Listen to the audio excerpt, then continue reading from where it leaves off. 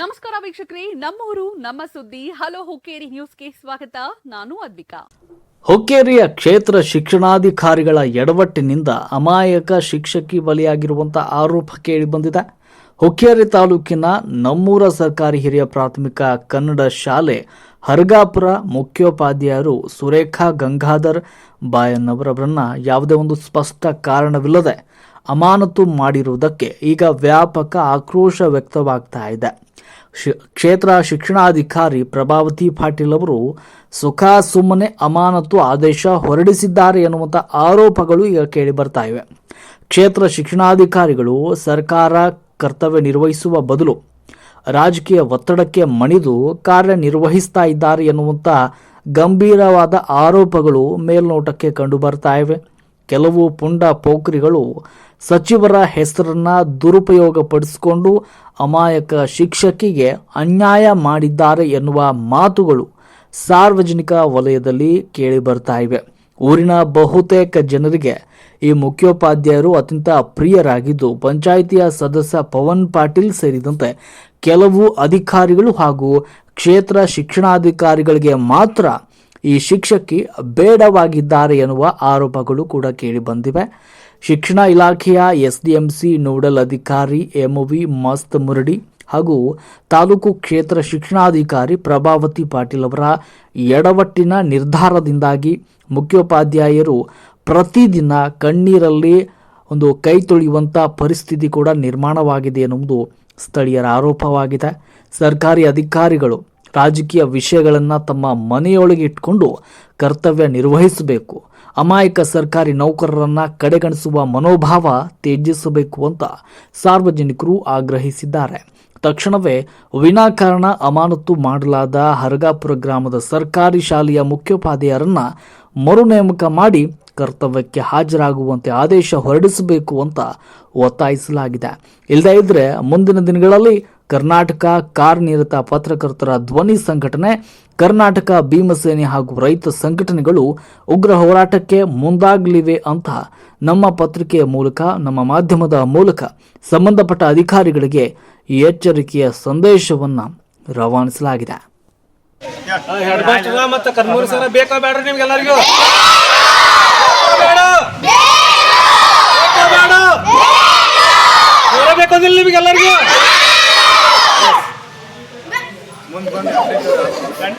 ಯಾರು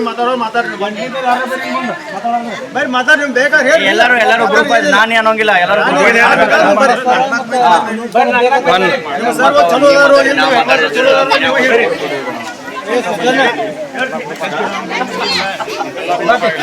ಎಲ್ಲರೂ ಗ್ರೂಪ್ ಈಗ ನಾ ಸಾಯಂ ಫೋನ್ ಅಂತ ಸಾಗರ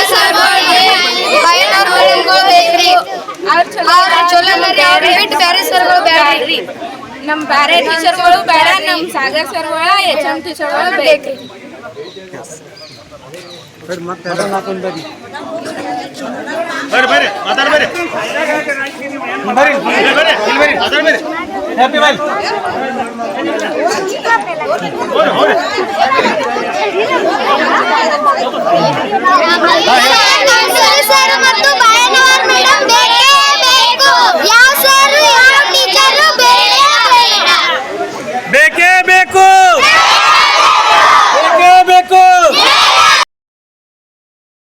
ಗಂಗಾಧರ್ ಬಾಯಣ್ಣವ್ರು ಅಂತೇಳಿ ಬೆಳಗಾವಿ ಜಿಲ್ಲೆ ಹುಕ್ಕೇರಿ ತಾಲೂಕಿನ ಹರಗಾಪುರ ಗ್ರಾಮದ ಶಾಲೆಯ ಮುಖ್ಯೋಪಾಧ್ಯಾಯಿನಿ ನಾನು. ಮೊನ್ನೆ ನಮ್ಮದು ಹೊಸ SDMC ರಚನೆ ಆಗೋದಿತ್ತು.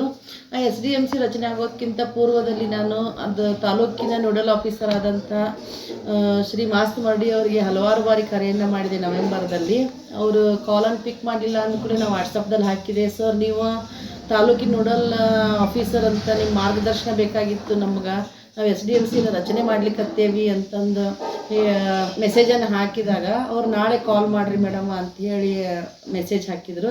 ಅದರಂತೆ ಮರುದಿವ್ಸ ನಾನು ಅವ್ರಿಗೆ ಕಾಲ್ ಮಾಡಿದೆ. ಆದರೆ ಅವರು ಸರಿಯಾಗಿ ನನಗೆ ರೆಸ್ಪಾನ್ಸ್ ಕೊಡಲಿಲ್ಲ, ಸರಿಯಾಗಿ ಯಾವುದೋ ವಿಷಯವನ್ನು ನನಗೆ ಅವರು ತಿಳಿಸ್ಲಿಲ್ಲ.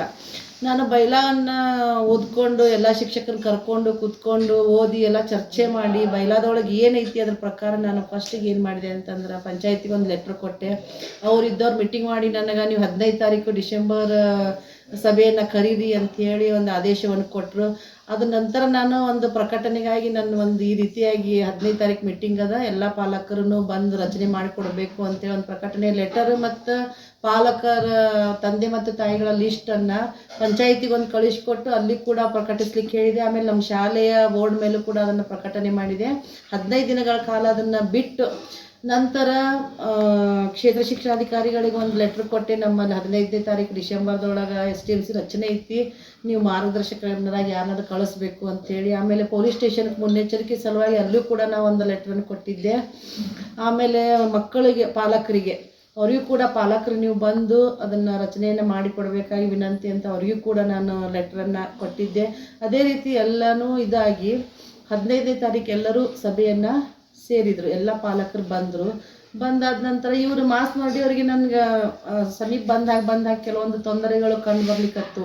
ಬೈಲಾದಲ್ಲಿ ಓದಿದ್ದು ಅದು ತಿಳ್ಕೊಬೇಕಂತೇಳಿ ನಾನು ಮತ್ತೆ ಏನು ಅವ್ರಿಗೆ ಮಾಡಿದೆ, ಕಾಲ್ ಮಾಡಿದೆ. ಅವರು ಎತ್ತಿ ಏನಂದ್ರು, ನಾನು ಟ್ರೈನಿಂಗ್ದಲ್ಲಿ ಇದೇನು ರೀ ಮೇಡಮ್ಮ, ನಿಮ್ಗೆ ಏನಾರು ಬೇಕಾದ್ರೆ ಯಾರನ್ನಾರು ಕೇಳ್ಕೋರಿ ಅನ್ನುವಂತಹ ಒಂದು ಉದ್ದಟತನದ ಉತ್ತರವನ್ನು ಕೊಟ್ಟರು.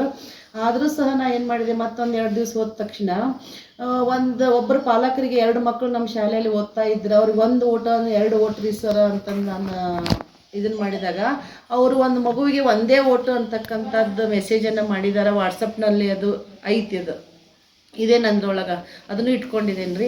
ಆಮೇಲೆ ಎಲ್ಲರೂ ಕೂಡಿದ ನಂತರ ಮಾಸ್ ಮಾಡಿ ಸರ್ ಬಂದರು. ನಮ್ಮದು ಪಾಲಕರು 97 ಜನ ಹಾಜರಿದ್ದರು. ಬಂದು ನನ್ನ ಹತ್ರ ಏನೂ ಚರ್ಚೆ ಮಾಡಲಿಲ್ಲ. ಮೀಸಲಾತಿ ಇದು ಮಾಡಿಟ್ಟಿರಿಲ್ಲ ಅಂದರು. ಹೌದ್ರಿ, ಸೂತ್ರ ಪ್ರಕಾರ ಮಾಡಿಟ್ಟಿದ್ದೇನು ಅಂತೇಳಿ ನಾನು ಹೇಳಿದೆ. ಅದನ್ನಷ್ಟು ಬರ್ಕೊಂಡ್ರು. ಆಮೇಲೆ ಸಭೆಗೆ ಬಂದು ಏನು ಮಾಡಿದ್ರು ಅಂತಂದ್ರೆ ಇದನ್ನು ಒಂದು 10 ನಿಮಿಷ ಮಾತಾಡಿದರು. ನಂಗೆ ಸ್ವಾಗತ ಮಾಡ್ಕೊಳಕ್ಕೆ ಹೇಳಿದ್ರು. ಸ್ವಾಗತ ಮಾಡಿ ಕೂತ್ಕೊಂಡೆ ನಾನು. 10 ನಿಮಿಷ ಬೇರೆ ಮಾತಾಡಿ ಏನಾದರೂ 11ನೇ ನಿಮಿಷ ನೀವು ಕೋರಮ್ ಫುಲ್ ಆಗಿಲ್ಲ, ನೀವು ಒಬ್ಬೊಬ್ಬರ ಬಂದಿರಿ, ಅದಕ್ಕೆ ಇಬ್ಬರು ಬರ್ಬೇಕು, ಪಾಲಕರು ತಂದೆ ಮತ್ತು ತಾಯಿ ಇಬ್ಬರು ಬಂದು ಇಬ್ಬರು ಓಟ್ ಹಾಕಬೇಕು ಅಂತಂದು ಹೇಳಿ ಏನು ಮಾಡಿದ್ರು, ಗದ್ದಲವನ್ನು ಎಬ್ಬಿಸ್ಬಿಟ್ರು. ನನ್ನ ಜೊತೆ ಯಾವುದೇ ರೀತಿ ಚರ್ಚೆಯನ್ನು ಮಾಡಿರಲಿಲ್ಲ, ಏನೂ ಇಲ್ಲ. ಒಂದು ಮಗುವಿಗೆ 1 ಓಟ್ ಅಂತೇಳಿ ವಾಟ್ಸಪ್ದಲ್ಲಿ ಹಾಕಿದವರು ಅವರು. ಆಮೇಲೆ ಅಲ್ಲಿ ಸಭೆಯಲ್ಲಿ ಬಂದು ಒಂದು ಮಗುವಿನ 2 ಓಟ್ಗಳನ್ನು ಹಾಕಬೇಕಂತಂದು ಹೇಳಿದವರು ಅವರು. ಅವಾಗೇನಾಯ್ತು ರೀ, ಸಭೆಯೊಳಗೆ ಗದ್ದಲ ಇತ್ತು.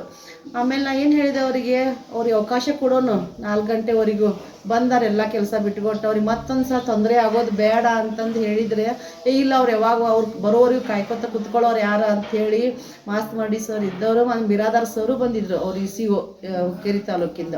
ಇಬ್ಬರು ಕೂಡಿ ನಿರ್ಣಯ ಮಾಡಿ ಏನು ಮಾಡಿದ್ರು ಅಂತಂದ್ರೆ, ನನಗೆ ಒತ್ತಾಯಪೂರ್ವಕವಾಗಿ ಜನವರಿ 10ಕ್ಕೆ ಡೇಟನ್ನು ನೀವು ಘೋಷಣೆ ಮಾಡಿರಿ ಅಂತ ನನ್ನ ಕಡೆಯಿಂದ ಘೋಷಣೆ ಮಾಡ್ಲಿಕ್ಕೆ ಹಚ್ಚಿದ್ರು.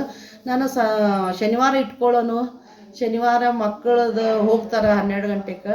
ಅವಾಗ ಮುಂದೆ ನಾವು ಮಕ್ಕಳ ಕಲಿಕೆ ತೊಂದರೆ ಆಗಂಗಿಲ್ಲ ಮತ್ತು ಜಾಸ್ತಿ ದೂರ ಇಟ್ಕೊಳ್ಳೋದು ಬೇಡ ಅಂತ ನನ್ನ ಹೇಳಿಕೆಯನ್ನು ತಿರಸ್ಕಾರ ಮಾಡಿದರು. ಇಲಾಖೆಯಿಂದ ಬಂದಾರ ಅಂದ ಕೂಡಲೇ ಅವ್ರು ನಮ್ಗಿಂತ ಮೇಲಿನ ಅಧಿಕಾರಿ ಆಗ್ತಾರೆ ಅಂದ ಕೂಡ ಅವ್ರ ಮಾತುಗಳನ್ನ ಕೇಳುವಂಥ ಅನಿವಾರ್ಯ ಪರಿಸ್ಥಿತಿ ಇತ್ತು. ಅವಾಗ ನಾವು ಹ್ಞೂ ಅಂತ ಹೇಳಿ ಮಾಡಿದ್ರಿಂದ ಆಮೇಲೆ ಕೆಲವೊಂದು ಪಾಲಕರು ನಮ್ಗೆ ರದ್ದು ಮಾಡಿರಿ, ಇದನ್ನು ನಾವು ಬರೆದು ಕೊಡ್ತೇವೆ ಮುಂದಿನ ತಾರೀಕಿಗೆ ಇದನ್ನು ಮಾಡಿರಿ ಅಂತ ಹೇಳಿದರು.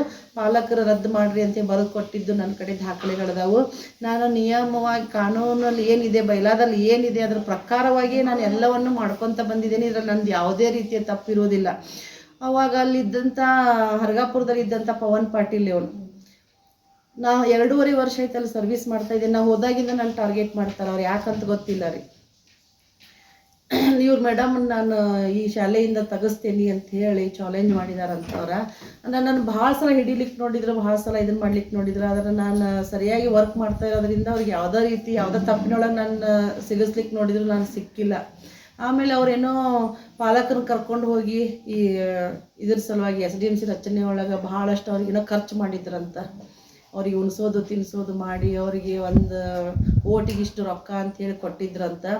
ಅದು ನನ್ನಿಂದ ಮತ್ತು ಮಾಸ್ತ್ ಮಾಡಿ ಸರಿಂದ ಹಾಳಾಯಿತು. ರದ್ದಾಗಿದ್ದಕ್ಕೆ ನನ್ನ ರೊಕ್ಕ ನಷ್ಟ ಆಯಿತು ಅಂಥೇಳಿ BO ಮೇಡಮ್ ಕಡೆ ಹೋಗಿ ನಂದು ಮತ್ತು ಮಾಸ್ತ್ ಮಾಡಿ ಮೇಲೆ ಟಾರ್ಗೆಟ್ ಮಾಡಿ ಅವ್ರು ಏನು ಮಾಡಿದರು, ಮಿನಿಸ್ಟ್ರು ಪ್ರೆಷರ್ನ ಒತ್ತಡವನ್ನು ತಂದು, ರಾಜಕೀಯ ಒತ್ತಡವನ್ನು ತಗೊಂಡು ಬಂದು ಮಾಸ್ ಮಾಡಿ ಸರ್ನ ಇಲಾಖೆಯೊಳಗೆ ಕೆಲಸ ಮಾಡ್ತಾರೆ, ಆಫೀಸೊಳಗೆ ಕೆಲಸ ಮಾಡ್ತಾರೆ ಅಂತೇಳಿ ಅವ್ರು ಮಾಡಿದ ತಪ್ಪೆಲ್ಲವನ್ನು ನನ್ನ ಮೇಲೆ ಹಾಕಿ ಕ್ಷುಲ್ಲಕ ಕಾರಣ ಅವ್ರು ನೋಟಿಸ್ ಕೊಟ್ಟಿದ್ದಾರೆ. ಎಲ್ಲ ಕ್ಷುಲ್ಲಕ ಕಾರಣದ ಎಲ್ಲ ಸುಳ್ಳು ಇದ್ದಾವೆ ಅದರೊಳಗೆ. ಆ ರೀತಿ ನೋಟಿಸನ್ನು ಕೊಟ್ಟು ನನಗೆ ಸಸ್ಪೆಂಡನ್ನು ಮಾಡಿದ್ದಾರೆ. ಇದು ನನಗೆ ಏನಂತಂದ್ರೆ ಅವರು BO ಮೇಡಮ್ ಅವರು ಹೆಣ್ಮಕ್ಳು ಸ್ಪಂದನೆ ಮಾಡೋಂಗಿಲ್ಲ. ಯಾವುದೇ ಕಷ್ಟ ಇದ್ದರೂ ಏನೇ ಇದ್ದರೂ ಕೂಡ ಸ್ಪಂದನೆ ಮಾಡೋಂಗಿಲ್ಲ. ಪಬ್ಲಿಕ್ ಹೋಗಿ ಅವ್ರು ಇದ್ರೊಳಗೆ ಏನಾರು ಹೇಳಿದ್ರಂದ್ರೆ, ಯಾರ ವಿರುದ್ಧ ಹೇಳಿದ್ರೆ ಅಲ್ಲೇ ಆಫೀಸಲ್ಲೇ ಕುತ್ಕೊಂಡು ಪಬ್ಲಿಕ್ ಮಾತನ್ನು ಕೇಳ್ತಾರೆ. ಎನ್ಕ್ವೈರಿ ಮಾಡೋದಿಲ್ಲ, ಏನಿಲ್ಲ. ಕೇಳ್ಕೊಂಡು ಅಲ್ಲಿಂದನೇ ಅವ್ರಿಗೆ ನೋಟಿಸ್ ಕೊಡೋದು, ಅಲ್ಲಿಂದನೇ ಅವ್ರಿಗೆ ಡೆಪ್ಟೇಷನ್ ಮಾಡೋದು, ಅಲ್ಲಿಂದನೇ ಅವ್ರಿಗೆ ಸಸ್ಪೆಂಡ್ ಮಾಡುವಂಥ ಕೆಲಸವನ್ನು ಅವ್ರು ಮಾಡ್ತಾರೆ. ನನ್ನ ವಿಷಯದೊಳಗೆ ಅದಕ್ಕೆ ನನಗೆ ಆದಂಥ ಅನ್ಯಾಯ ಬೇರೆ ಯಾರಿಗೂ ಆಗಬಾರ್ದು. ನಾನು 36 ವರ್ಷ ಸರ್ವಿಸ್ ಮಾಡಿದ್ದೀನಿ. ಯಾವುದೇ ರೀತಿಯಾದಂಥ ಕರ್ತವ್ಯ ಲೋಪವನ್ನು ನಾನು ಮಾಡಿಲ್ಲ. ಮಕ್ಕಳಂದ್ರೆ ನನಗೆ ಬಹಳ ಪ್ರೀತಿ. ಶಾಲೆನೇ ನನ್ನ ಪ್ರಪಂಚ. ಶಾಲೆದು ಬಿಟ್ಟು ನನಗೆ ಯಾವುದೂ ಅರಿವೇ ಇರೋದಿಲ್ಲ. ಈ ರೀತಿ ಕಷ್ಟಪಟ್ಟು ಕೆಲಸ ಮಾಡಿಕೊಂಡು ಚಂದ ಶಾಲೆ ನಡೀತಾ ಇತ್ತು.